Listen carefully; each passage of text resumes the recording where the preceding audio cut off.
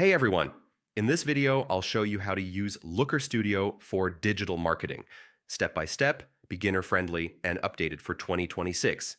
If you're running ads, tracking traffic, or managing campaigns and want clear reports instead of messy spreadsheets, this guide is for you. First, open Looker Studio in your browser and sign in with your Google account. From the home screen, click Create, then choose Report.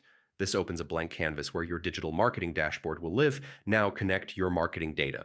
Click Add Data and choose sources like GA4, Google Ads, Google Search Console, or Google Sheets. Select the account you want and click Add to Report.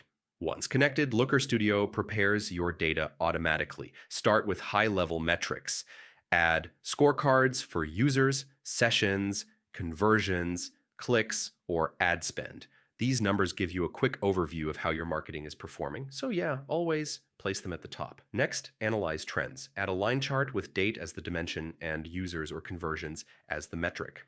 This helps you understand growth, drops, or campaign impact over time. Now compare channels. Add a bar chart and use default channel group or source as the dimension.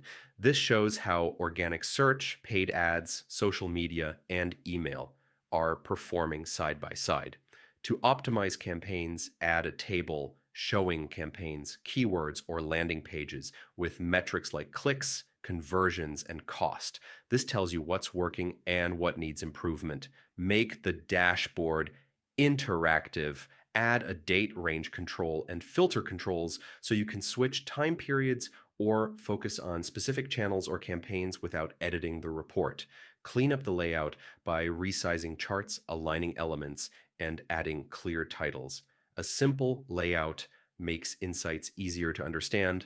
Finally, click View to preview everything. When it looks good, click Share and give view access to your team or clients. And that's how to use Looker Studio for digital marketing in 2026.